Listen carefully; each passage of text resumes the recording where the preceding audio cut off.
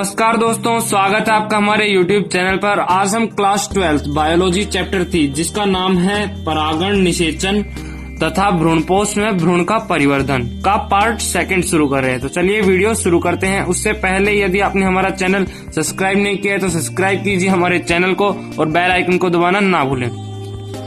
तो हमने कल पढ़ा था परागण।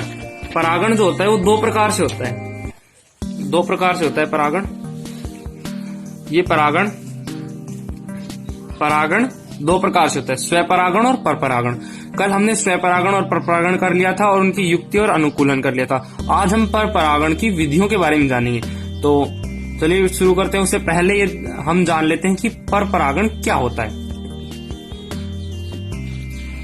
ऐसा परागण जिसमें एक पौधे के पुष्प के परागकण उसी जाति के दूसरे पौधे के वर्तिकाग्र पर स्थानांतरित हों, तो इस प्रकार के परागण को क्या कहते हैं? परपरागण कहते हैं। तो ये हो गया परपरागण। कल हमने परपरागण की अनुकूलन व युक्तियां जान ली थी। आज हम परपरागण की विधियों के बारे में जानेंगे।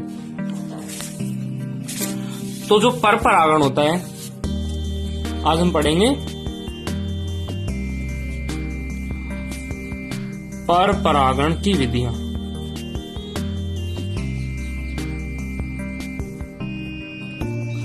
जो परपरागण होता है वो एक पौधे से दूसरे पौधे के पुष्प से दूसरे पौधे के पुष्प के बीच में होता है।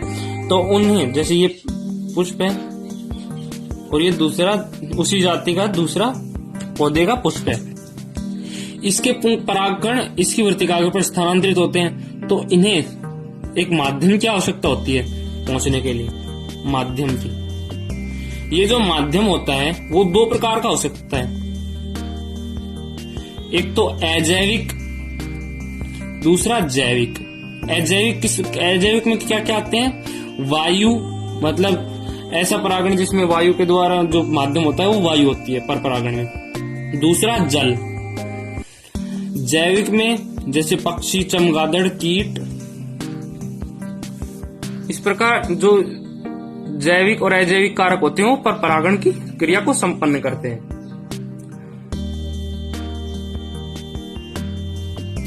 तो पहले हम अजैविक पढ़ेंगे। अजैविक का फर्स्ट है वायु परागण।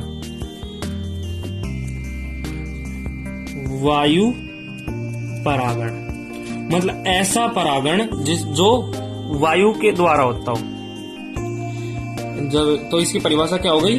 जब परागकणों का स्थानांतरण वायु द्वारा हो तो इसे वायु परागण कहते हैं। इनके उदाहरण क्या हैं?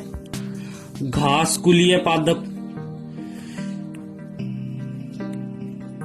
टाइफा, मक्का आदि। ये जो वायु परागित पुष्प होते हैं, जैसे वायु परागण में घास आ गया, तो घास के जो पुष्प होते हैं, घास के पुष्प, और ये जो टाइफा और मक्का के पुष्प होते हैं, वो जो परागकण जो है वो अधिक मात्रा में निर्मित करते हैं, क्योंकि इनमें कोई निश्चित नहीं होता कि इनके जो परागकण होते हैं वो उस घास, जैसे घास के दूसरे पुष्प पे वर्तिकाग्र पर स्थानांतरित हो जाएं। तो ये इनमें एक संभावना बनी रहती है कि वो दूसरे पुष्प के वर्तिकाग्र पर पहुंच जाएं। इसलिए ये अधिक मात्रा में परागकणों का उत्पादन करते हैं, जिससे उनकी संभावनाएं बढ़ जाएं। तो ये बात आपको याद रखनी है कि घास, टाइफा और मक्का में परागकण अधिक मात्रा में उत्पादित किए जाते हैं। सेकंड है जल परागण। मतलब ऐसा परागण जो जल के द्वारा होता हो तो उसे जल परागण कहते हैं। सामान्यतः जो जलीय पादप होते हैं उनमें जल परागण ही होता है, लेकिन कुछ ऐसे भी होते हैं जिनमें जलीय पादप जिनमें जल परागण नहीं होता है, जैसे पोरामोजिटोन, मेरियोफिल्लम, इनमें जो होता है वो वायु परागण होता है। ये जलीय पादप होते हैं फिर भी इनमें वायु परागण होता है। और जो निम्फिया पादप होता है, निम्फिया, इसमें कीट परागण होता है। तो ऐसे कुछ जलीय पादप भी हैं जिनमें जल परागण नहीं होता है, जैसे पोरोमोजिटोन और मेरियोफिल्लम में वायु परागण होता है और निम्फिया में कीट परागण होता है। अब जो जल परागण होता है वो किस में होता है, इसका उदाहरण है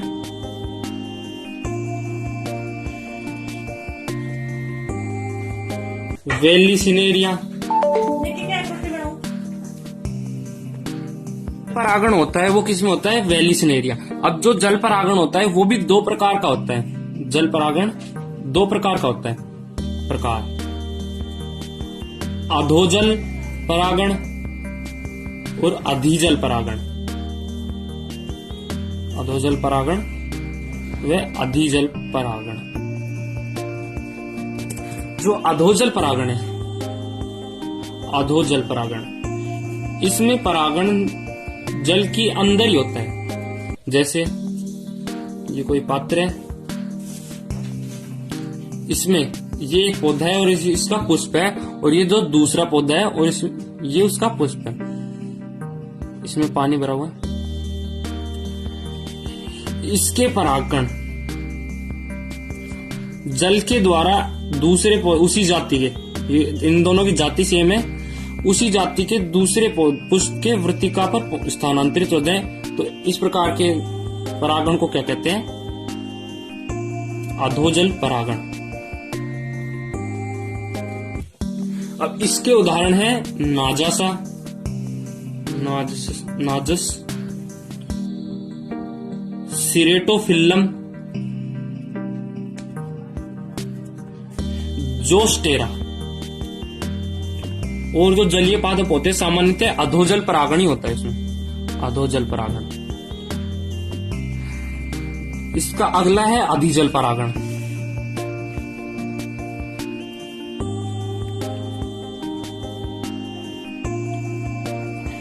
अधिजल परागण इसमें किस प्रकार होता है, इसमें जो जलीय पादप होते हैं उनमें परागण जल की सतह पर होता है। जैसे वेलिसिनेरियम होता है ऐसा, वेलिसिनेरियम।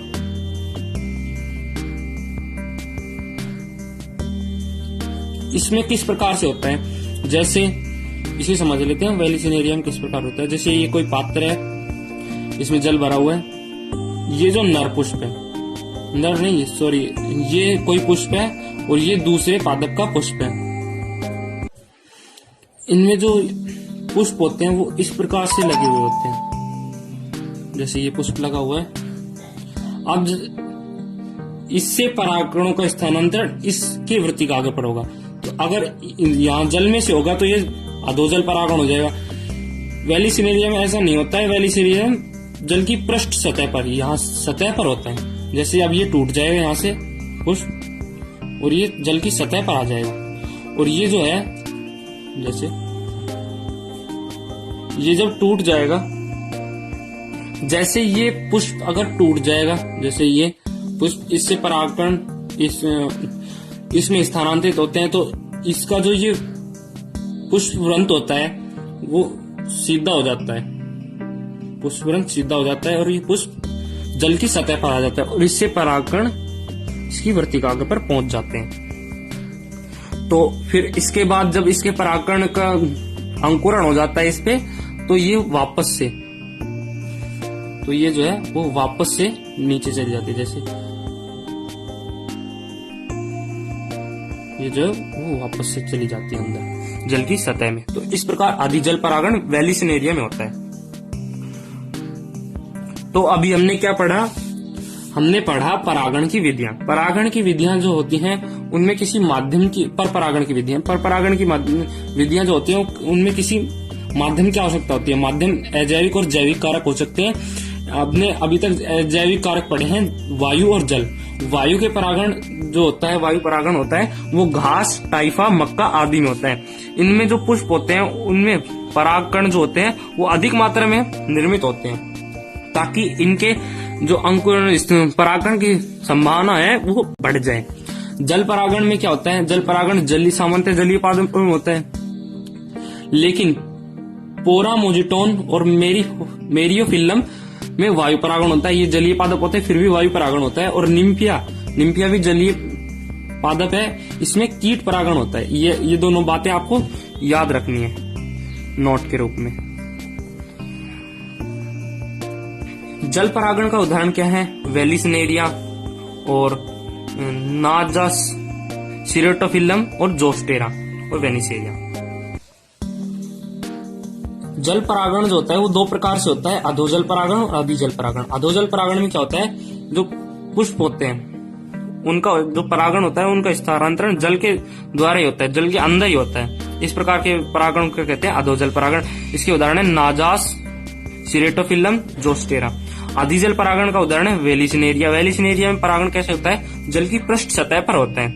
जैसे ये परागण इस पुष्प से परागण इस पुष्प में वृत्तिकाग्र पर पहुंचाने हैं। तो इसमें कैसे होता है, ये जो यहाँ से पुष्प है वो टूट जाता है और ये जल की सतह पर आ जाता है और इससे परागण इसकी वृत्तिकाग्र पर पहुंच जाते हैं। और ये जो पुष्प व्रंत होता है वो कुछ इस प्रकार का होता है और फिर वो सीधा हो जाता है और परागण हो जाता है। उसके बाद में फिर वापस वे अपनी प्रारंभिक अवस्था में आ जाता है। इस प्रकार वेलिसनेरिया में होता है। अब बात करते हैं हम जैविक कारकों से परागण किस प्रकार से होता है। जैविक कारक का पहला है कीट परागण।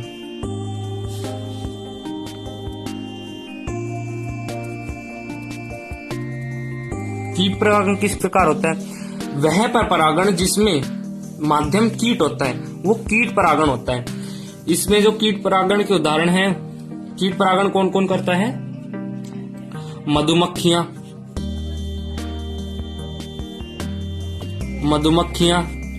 पतंगे, तितली, स्लब और बीटल कीट। ये जो होते हैं कीट परागण के माध्यम होते हैं। इनमें जो 80% कीट परागण होता है वो मधुमक्खियों के द्वारा होता है। तो ये बात आपको याद रखनी है कि कीट परागण का 80% मधुमक्खियों के द्वारा होता है। जो कीट परागित पुष्प होते हैं, जैसे ये जो मधुमक्खियां जिस पौधे पर बैठती हैं उनका रंग आकर्षक होता है। आकर्षक रंग उनकी विशेषताएं, आकर्षक रंग होता है उनमें और वो चमकदार होते हैं। पुष्प भी रंगीन होते हैं ताकि वो आकर्षक जल्दी कर लें। और इनमें मकरंद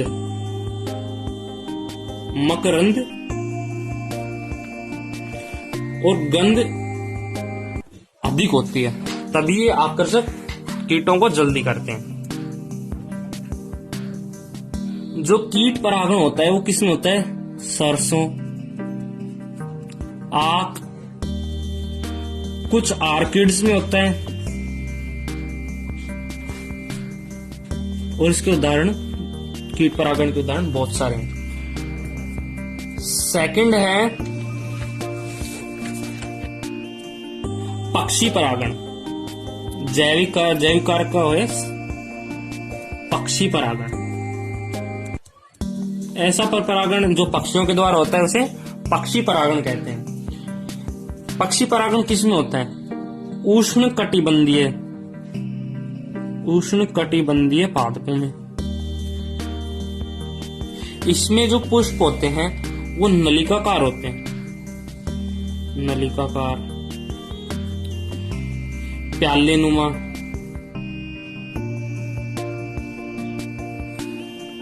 या कुंभाकार होते हैं।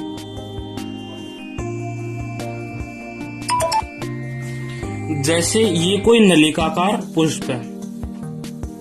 ये जो पुष्प होते हैं उनकी विशेषता क्या होती है? ये रंगीन, चमकदार और मकरंद युक्त होते हैं।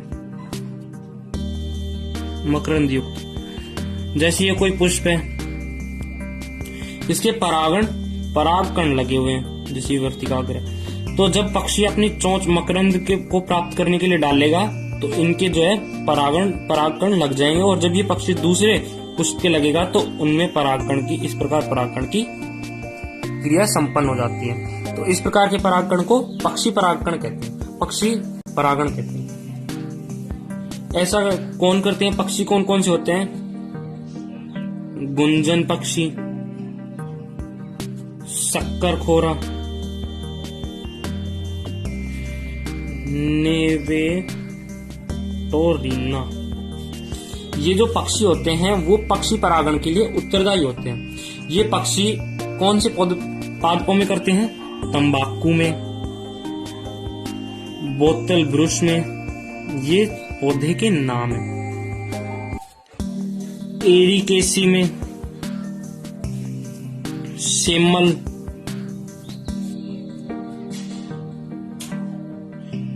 बिग्नोनिया,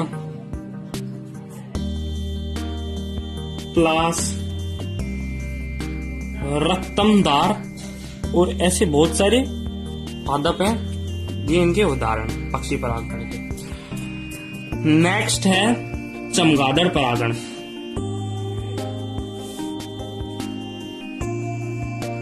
चमगादड़ परागण, ये जो परागण होता है वो रात्रि में होता है। ऐसे कुछ पादप होते हैं जो जिनके पुष्प केवल रात्रि में खुलते हैं, और जो चमगादड़ होता है वो एक रात्रिचर प्राणी है। जो पुष्प रात्रि में खुलते हैं उनसे मकरंद बहुत अधिक मात्रा में स्रावित होता है, और जो चमगादड़ होता है वो मकरंद प्राप्त करने के लिए उन पुष्पों पर आ जाता है, परागण की क्रिया संपन्न करता है।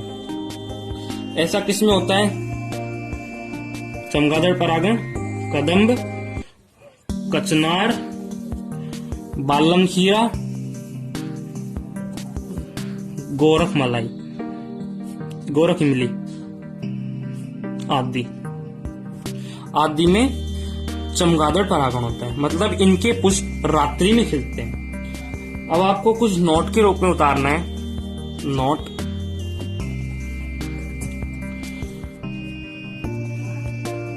जैसे जो सर्पवृक्ष होता है, सर्पवृक्ष, और कुछ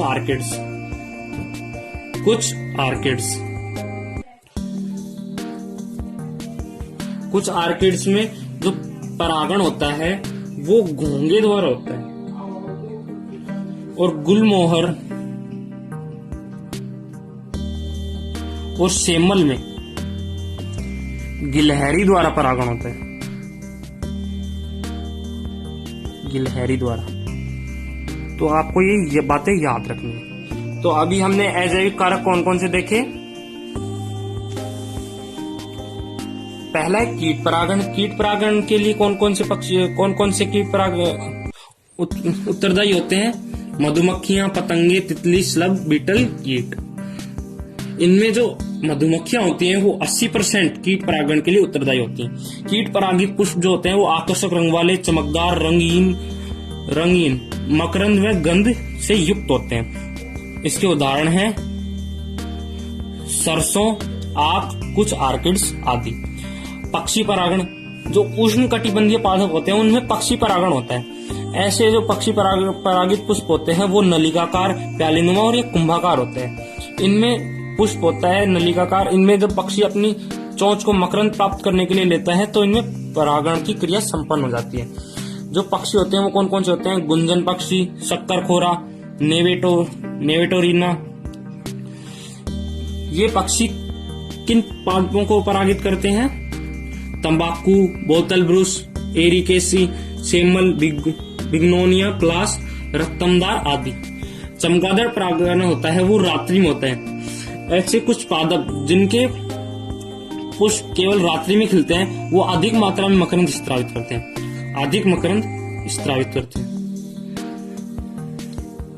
और जो चमगादड़ होता है वो रात्रिचर प्राणी होता है।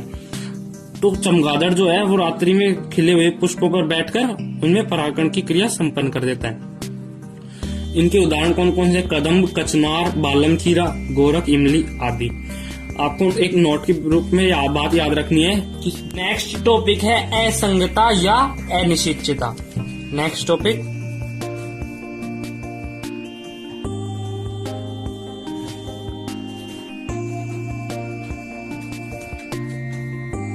असंगता या अनिश्चितता। इसमें क्या होता है? जो जननशील यौगिक होते हैं, जनन योग्य, जनन योग्य नर व मादा युग्मकोद्भिद। नर युग्मकोद्भिद कौन होता है? परागकण, अंकुरित परागकण। और मादा युग्मकोद्भिद होता है भ्रूणकोश। उनके मध्य निषेचन नहीं होता है। निषेचन मतलब जननशील या योग्य नर व मादा युग्मकोद्भिद के मध्य निषेचन में विफलता आ जाती है, उसे असंगतता या अनिश्चितता कहते हैं। ये जो असंगतता या अनिश्चितता होती है वो दो प्रकार से होती है। दो प्रकार, एक अंतरजातीय, दूसरा अंतःजातीय। अंतराजातीय अनिश्चितता में वंश एक होता है, जैसे पहला है अंतराजातीय। इनमें वंश तो समान होता है, वंश एक होता है, जाति अलग अलग होती हैं। जैसे ब्रेसिका कंप्रेस्टिस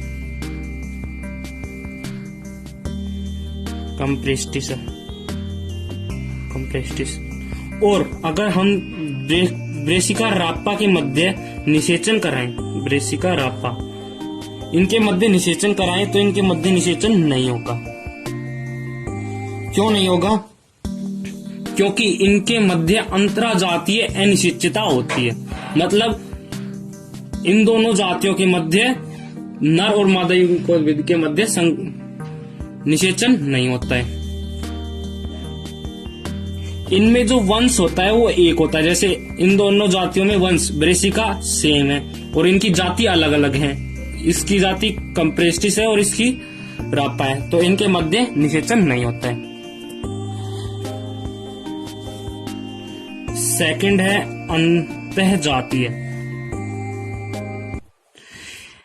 इनमें जो नर और मादा युग्मकोद्भिद होते हैं वो एक ही जाति के होते हैं और एक ही जाति में होते हैं वो दोनों पुष्प, और उनके मध्य निषेचन नहीं होता है। इसे स्वबंध्यता भी कहते हैं। ये हमने परागकण की परपरागण की युक्तियों में पढ़ा था कि इनमें एक जाति के पुष्प जो होते हैं वो निषेचन नहीं कर सकते। इसे स्वबंध्यता या स्व अनिश्चितता कहते हैं। इनके उदाहरण हैं प्रिमूला पादप। नेक्स्ट टॉपिक है पराग स्त्री केसर पारस्परिक क्रिया।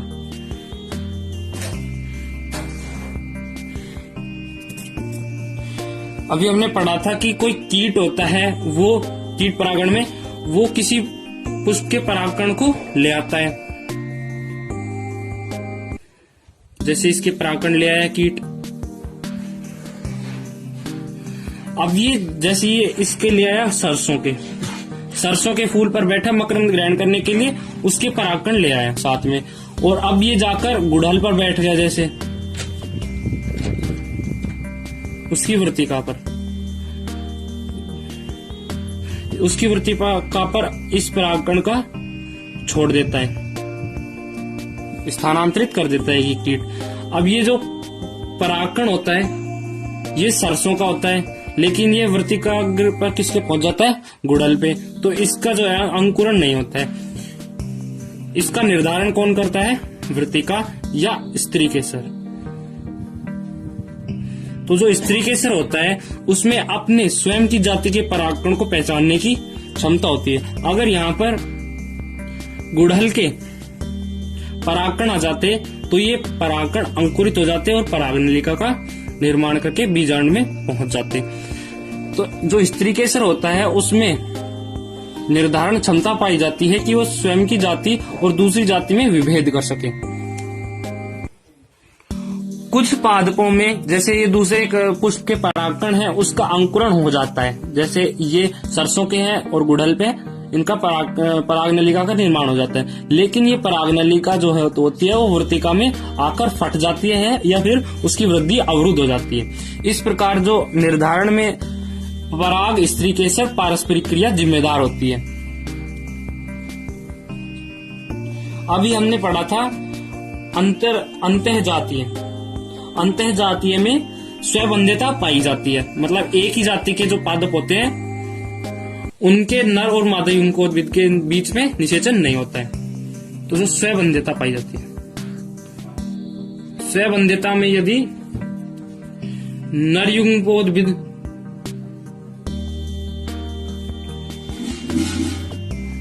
यदि स्वबंध्यता नर युग्मकोद्भिद के कारण होती है, जीन के कारण होती है, तो उसे